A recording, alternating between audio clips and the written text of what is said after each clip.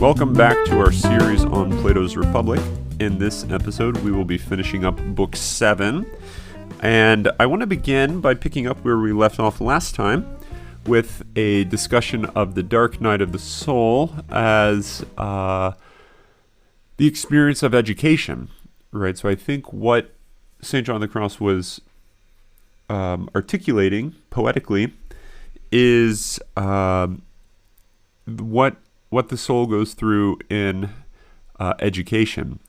And on page 215 of the Reeve translation of the Republic, which is 521 C to D, somewhere around there, you have Socrates saying this: "It seems then that this is not a matter of flipping a potsherd, but of turning a soul from a day that is a kind of night in comparison to the true day, that assent to what is, which we say is true philosophy." Okay, so philosophy is about turning oneself from a night that appears to be a day to the one that's in it, to what's truly the light, or what's the true day. And so all philosophy, I believe, will have something of I don't want to say a theological nature to it, but it has a completion in what theology ultimately aims at, right? So philosophy is education, which is about conversion, turning towards what's true, turning towards what's real. So the philosophical project, the philosophical life, is a life of conversion, and therefore it's essentially opened to the theological or the religious. So I think it's almost a contradiction to talk about an atheistic philosophy, because it seems that there's a essential transcendent or transcending aspect to the philosophical life. Even if you don't know what that towards which you are turning ultimately is, because it's going back to what we described last time. It's the sun and it blinds, and so you sort of remain ignorant of it in and of itself. It's still the case that's consistent with the great theological tradition of Christianity, with the whole apophatic root of mystical theology, where there's a cloud of unknowing surrounding the nature of God. And so the most that we can say about God is that we can't say anything about God as he is, right? So I think this is something which is very profound. It's something that's important to always remember as you study philosophy, as you read philosophy, as you pursue what it really means to philosophize, that it has a fulfillment in something beyond it, beyond itself. Okay, so and I was trying to figure out when to talk about this, but I think this would be a good time to talk about it. So once we have the cave allegory on the table, we can understand what liberal education is, or liberal arts. If you think of it as the freeing arts, the education as liberating, meaning it frees you from what? From, in some ways, yourself, the ways in which you have enslaved yourself, your own biases, your own presumptions about how reality must be known or must be seen. And so education is essentially necessarily liberating. And so it's almost a redundancy to talk about liberal education because by its very nature, education is liberating, right? And I think the allegory of the cave gives you a beautiful image of that. And one further point of reflection I think is worth bringing up here.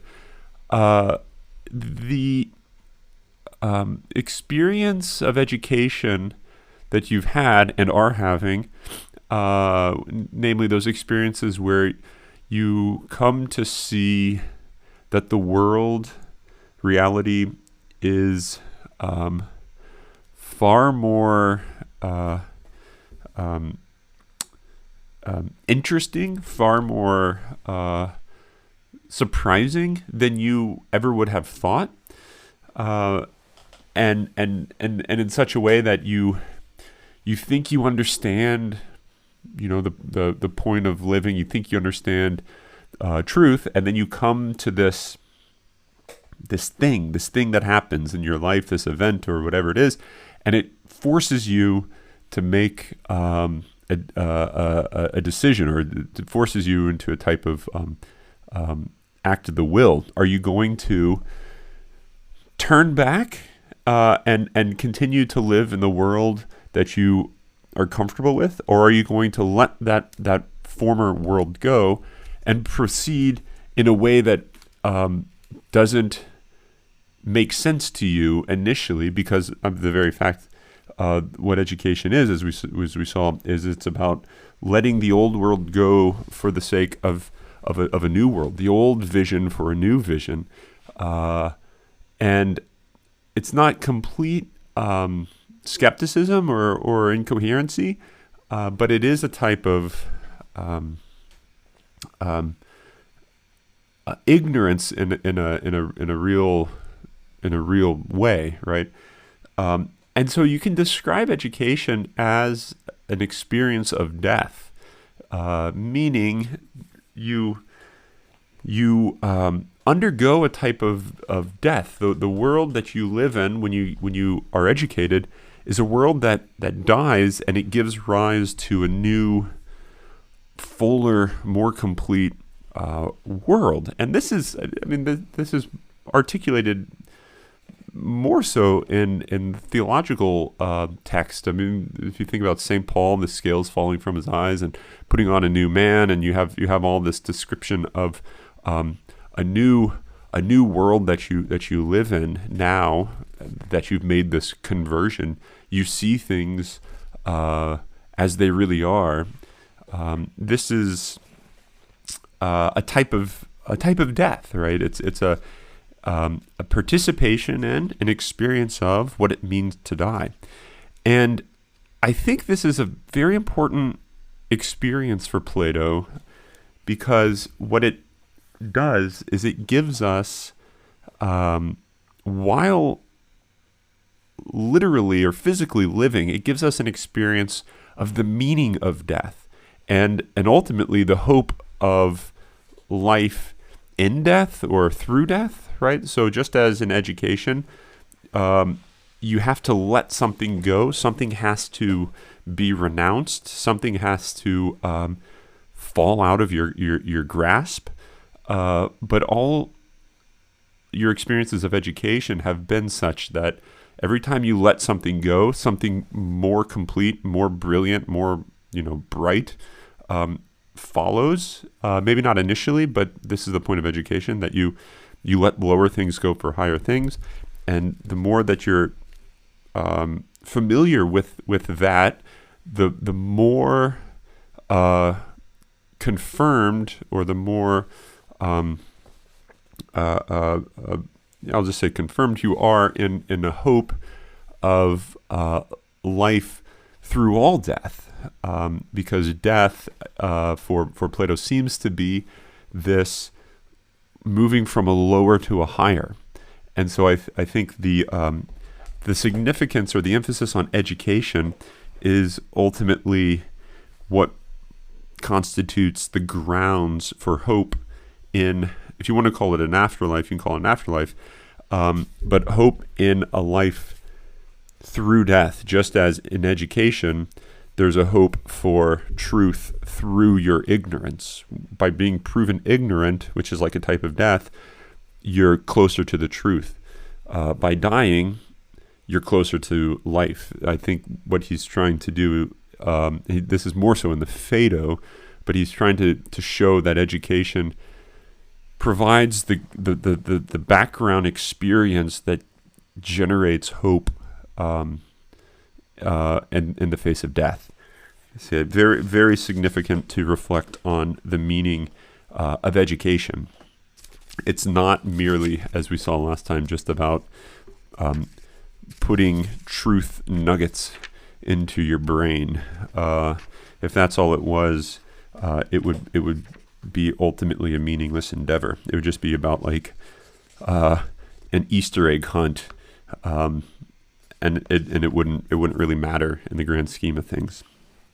Okay, so the life of education is a liberating life because it frees you from what enslaves you, which is ultimately your ignorance. Ignorance of what? Ignorance of the good. In the allegory of the cave, it's ignorance of the sun, that which gives true sight, true vision to all things. In the context outside of the allegory, namely in what the allegory is of, our very lives, what we're ignorant of is ultimately the purpose, the reason, the logos of existence. What are we seeking when we seek anything? We're seeking fulfillment. We're seeking happiness, which is ultimately the good. Whatever it is, whatever that may be, that's going to ultimately fulfill us beyond anything we could ever possibly even hope for or desire. That is what we're seeking. You could call it the reason of things, the purpose of things, or in Greek, the logos. And it is our ignorance of that which is what enslaves us. And so what we need to do, according to Plato, through education, is we need to orient ourselves to the logos, to the good, so that we don't constitute our own stumbling block in our pursuit of it. Right? There will be things that cause us to have a difficult time understanding the logos or understanding the good or attaining the good. But the thing that we have control over to some extent is whether or not we ourselves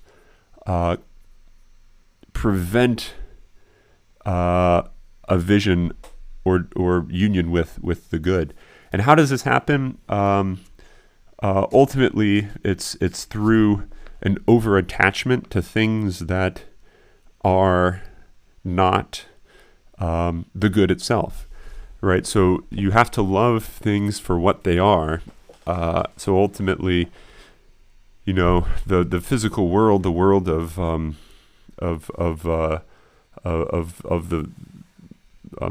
physical nature, the world that we occupy, is something which is good, but only through its being an image or a sign of something else. The shadows are good in the cave, they're good, but only as shadows, which is to say they're good only as redirecting us to something more. There is a purpose in having friends. There is a purpose in drinking bourbon, but that fundamental purpose doesn't end in itself. It actually redirects us, or ought to redirect us, to higher goods, better goods. Okay, and so what we need to see reality as what Socrates calls summoners. Now, it's a strange word. I didn't look up what the Greek word was, but my guess is it's something that's like a conjured word, because it's a strange word, but it's very important, beautiful concept. The idea of a summoner is something that is seen or sensed that unsettles us or puzzles us, leaves us desiring something more. Here's an example, I guess you could say. When you look at when you're driving down the highway, this just an example came to me. I'm looking out my window and I see a road that's going long distance. It reminded me of this phenomenon. When you're driving down a highway, say somewhere in the Midwest, and it's a really hot summer July day, you look out and you see kind of a hazy, bent ground in front of you, right? And your initial reaction, the first time you've seen this, it almost looks like there might be like water on the road, right? This classic example of a mirage. And so your initial thought is, why are things like that? Things shouldn't be looking like that, right? And it almost looks like still things are moving, right? You can kind of see things slowly shifting, at least it looks like. And so there's something summoning you, or at least your understanding, your reason. Your sight is sort of calling out, and this is all metaphorical, right? So don't take this in too literal of a sense, but to carry on the metaphor, when your vision is calling out to your understanding and saying, this shouldn't be like this. There's something more than meets the eye here. Think this through. Investigate this more, because something which is still is also moving. So there's this like compresence of opposites. There's this union of opposite things here. Stillness and motion, right? The ground in front of you is still, but it's also has the appearance of moving. As you approach it, you realize it's still. As you back up, you realize it's moving, or at least it looks like it's moving. And so it kind of summons a type of thought that goes beyond mere sensation. So that's what a summoner is. It's as Socrates puts it, I'll just read you the passage, 523c. The ones that do not summon the understanding are all those that do not at the same time result in an opposite sense perception. We'll return to that here in a second. But the ones that do, I call summoners.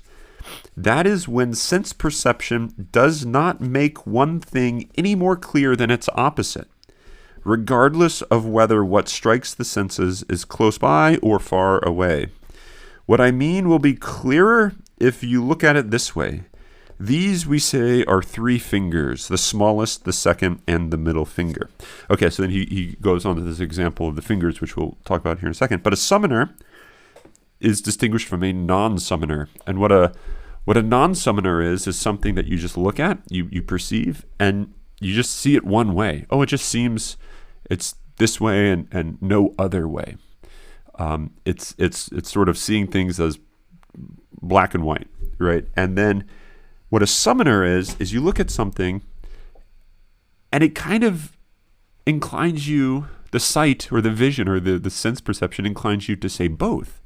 No, it does look this way and it also looks the opposite. So it looks like it's this like contradictory or there's contraries, occurring at one time. You could think of it this way, you could think of it this way, and it's the perception which kind of toys or troubles your experience, right? So the example of the fingers is also, I think, an interesting example, kind of difficult to comprehend at first, but hopefully as we talk through this, it'll make a little sense.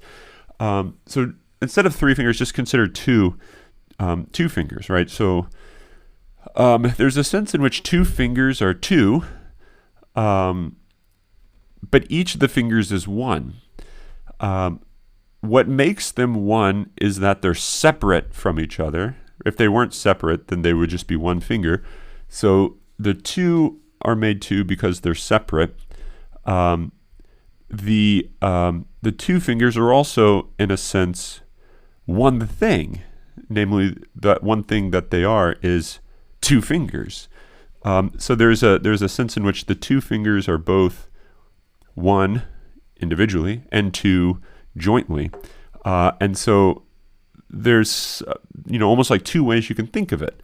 You could think of them as two. You could think of them as one, and it kind of leads you to think that there's a complexity. There's something more than meets the eye going on here. Vision alone isn't going to solve this problem. Is what's there one, or is what's there two?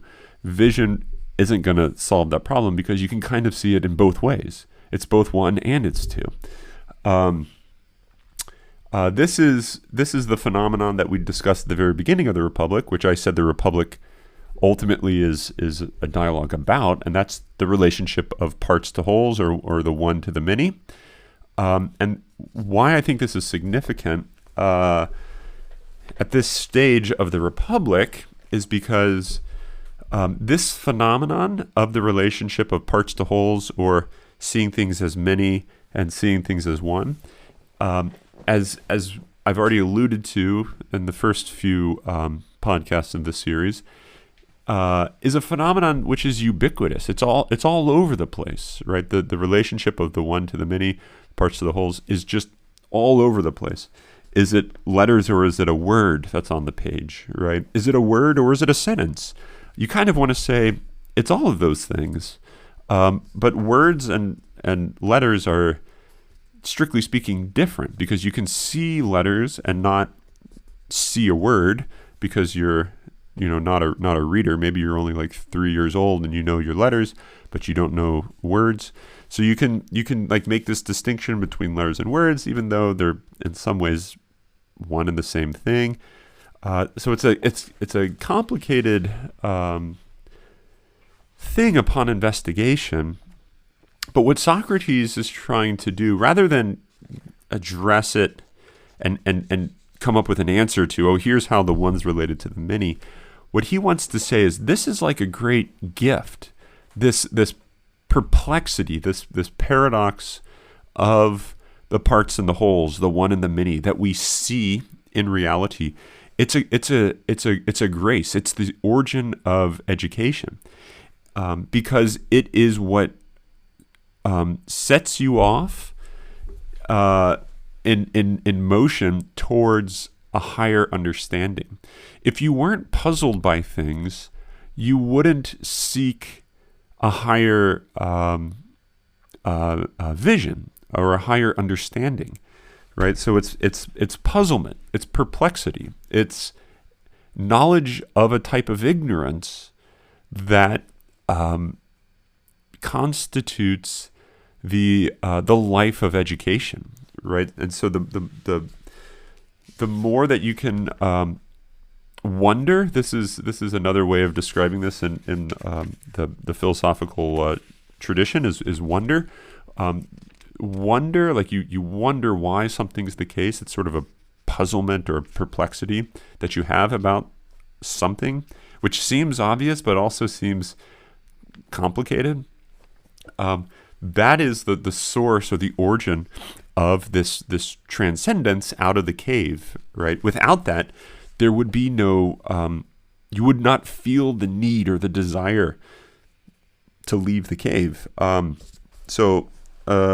Stated another way, I'll just read a bunch of passages, because I think this is a really important, as I mentioned, important concept for understanding the Republic, and ultimately its relation to the significance for your life, and the value of education. Unfortunately, the way most people think of education is that it kills this wonder, it kills this perplexity. It's saying, if you have to ask questions about something, you're stupid and you shouldn't be in the classroom. It's actually the exact opposite. The better you are as a student, the more questions you should be asking, the more puzzlement, the more perplexity you should be having about reality.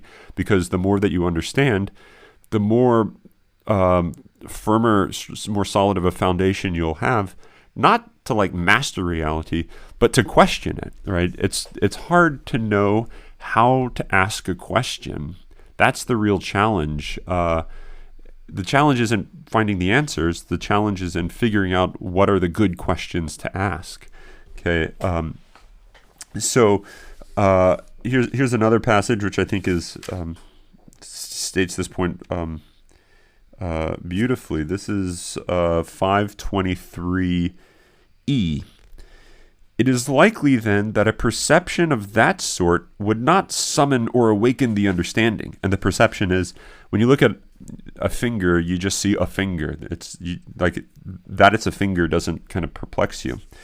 But he says, but that it's one finger or that it's one thing, better put, that it's one thing, does kind of perplex you, because you see it as one thing, but you also see many things. There's the fingernail, there's the hairs on the knuckles and all that, right? So you see one thing, but it also is the case that you see many things in seeing that one thing, and so you're already set in motion to want to ask some questions. So the notion of seeing something as one is a summoner for Socrates, because of the fact that it puzzles you, because that sensation of oneness conjoins with it manyness, okay, or plurality. On the next page, and without that, you would not be an educated person. Your soul would be dead or asleep, as he puts it. The educated person is someone whose soul is alive, because they experience that and they're like awakened and they want to know more. They want to figure this out. This shouldn't be. How can it be both one and many? And that kind of is a type of life in the soul, right? And so it's the perception of oneness that makes your soul come alive, and therefore it frees you from the ignorance that you may have had. Okay, so a little bit later, 524d, he goes on. That then is what I was trying to express when I said that some things summon thought while others do not. I define summoners, here's an interesting definition of summoners. I define summoners as those that strike the relevant sense at the same time as do their opposites, right? So the relevant sense sort of sees it both ways. I see this both ways. And that almost says sense cannot adjudicate between, is it this way or is it this way, or how should I think about the relation between these two things? Sense sort of proves itself inadequate, and so it automatically awakens something beyond sense, which is reason, to kick in to say, okay, you take over. I can't figure this out. I did my best as vision. I can't see my way through this. The intellect or reason is going to have to take it over and see through how to best understand this.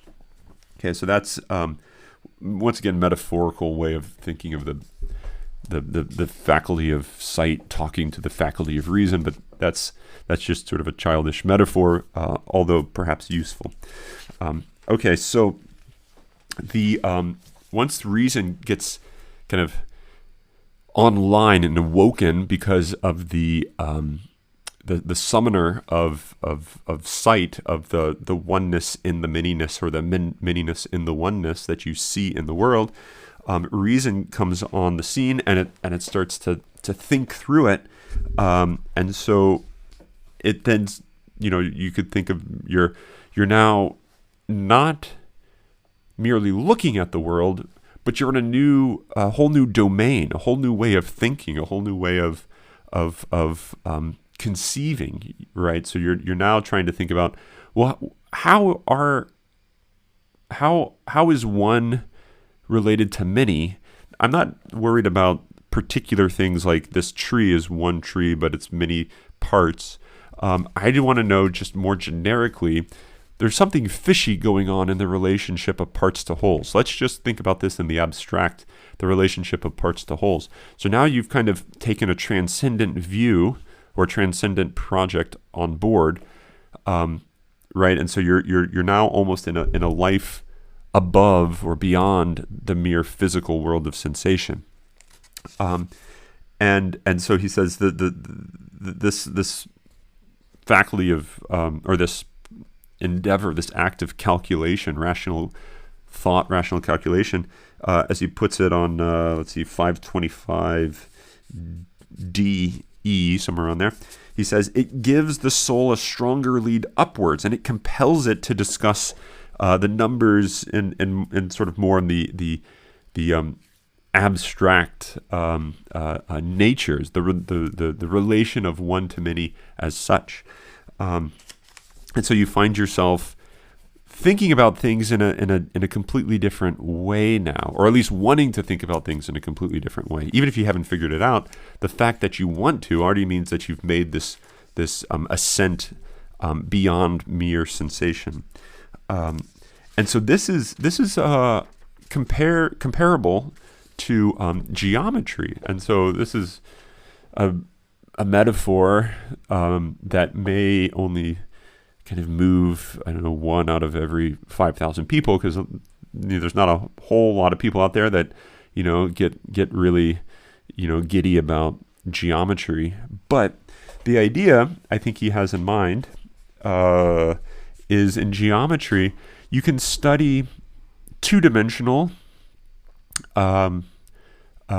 geometric figures, right? You can just on a plane, right? You have a square and you have lines, and you talk about intersecting this, and the angles are equal to this and that. And so you can go through all of this and think through the relationship of all these geometric figures within the world of two-dimensional geometry. That is just like on a piece of paper. But once you start thinking about geometry three-dimensionally, all of that, it's not like it's out of the window, but all of it gets transfigured and transformed, and you realize that's only one story at a lower level of geometry. There's a whole world of geometry that two dimensions can't even conceive of or fathom. And so when you get to, as he says, 528b, after a plane surface, we went immediately to a solid that was revolving without taking one just by itself, but the right way is to take up the third dimension after the second. Okay, so you spend your life thinking about squares and circles, and then all of a sudden someone says, you're only thinking about just a fraction of all the geometric figures out there. And you're like, what in the world are you talking about? I've got squares and I've got triangles and I've got circles. What else is there? And someone says, cubes. They're cubes. And someone's like, I don't understand what a cube is. Draw it for me on this piece of paper. And you say, well, I really can't, because cubes don't fit on a piece of paper. They're three-dimensional. They're not two-dimensional. And if the person is like, unless you put it on this piece of paper, I'm not going to understand how this is a geometric figure. The answer isn't to try to put a cube on a piece of paper, because that's impossible. But the answer is to try to get them to see that their conception of geometry is too narrow. They've got to come to question or to be perplexed by the limitations of two-dimensional geometry.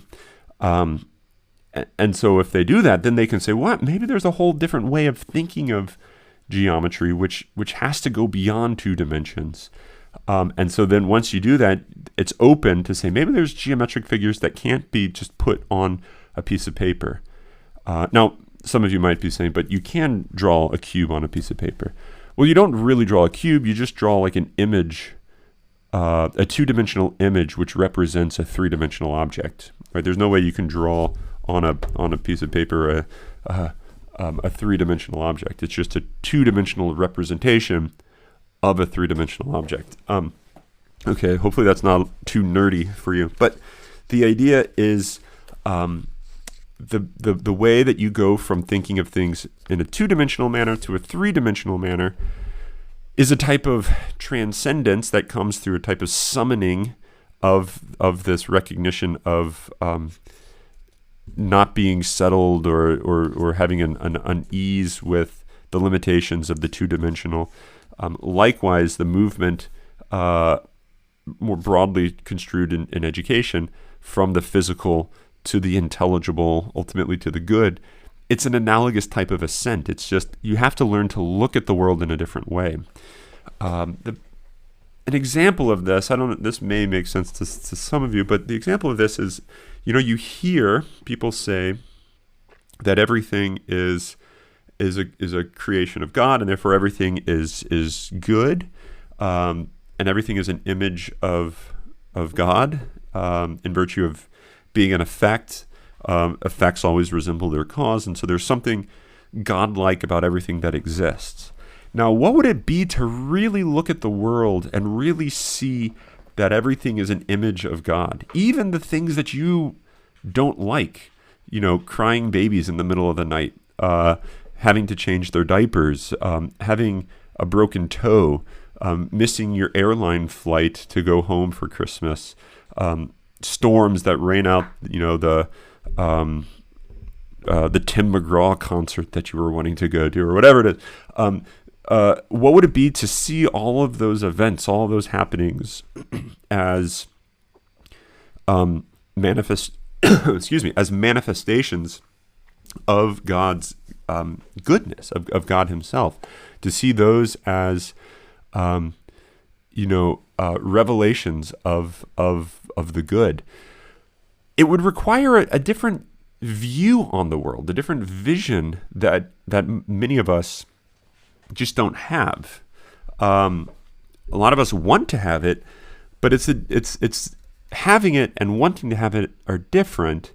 If you are actually going to have that vision of the world, it might require that you have to prepare yourself for it, which means you have to learn to let certain things go. And this, I think, is what lies at the root of the notion of abandonment to divine providence, which is an act of humility. It's a way of coming to this recognition that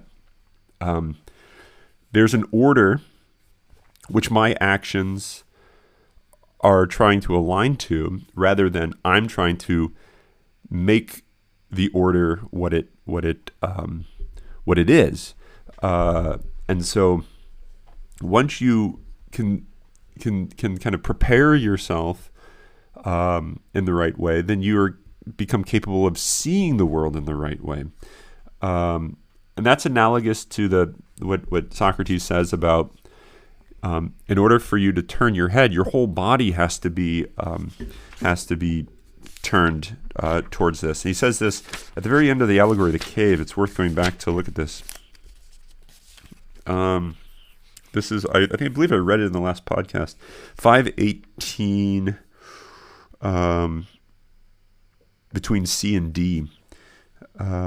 It's right around here. Just as an eye cannot be turned around from darkness to light except by turning the whole body, so this instrument must be turned around by what comes to be together with the whole soul, until it is able to bear to look at what is, and at the brightest thing that is, the one we call the good.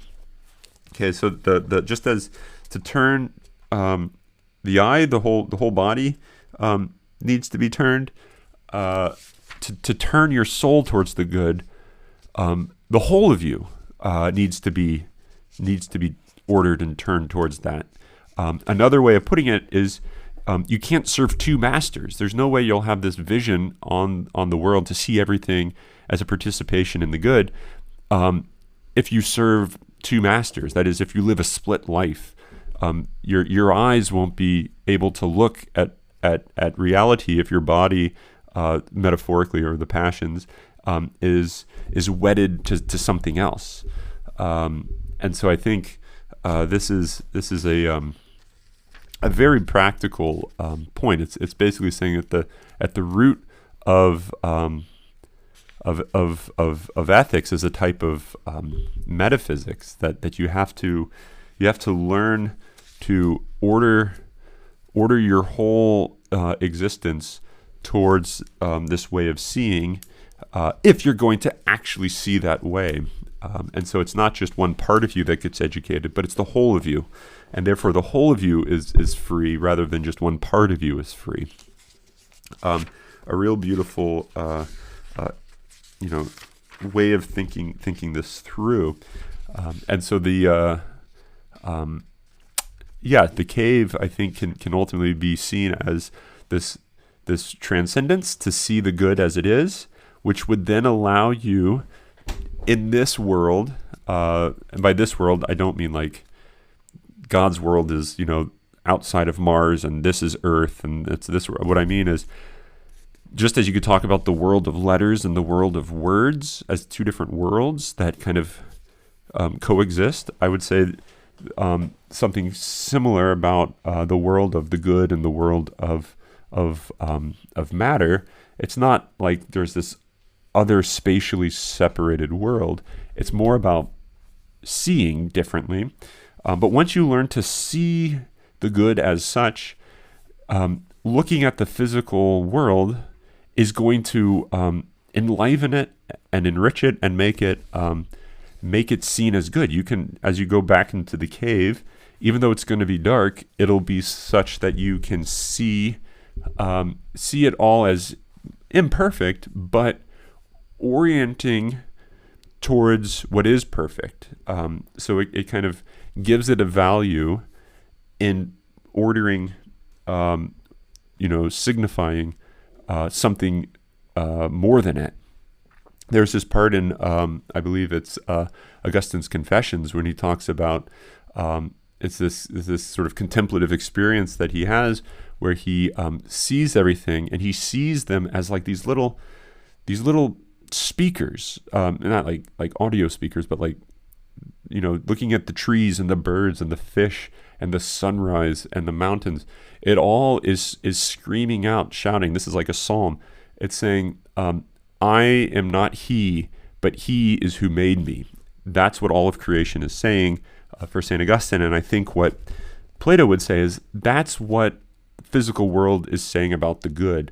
I am not the good, but I order you towards the good. That's how I am good, is that I direct you towards what is higher.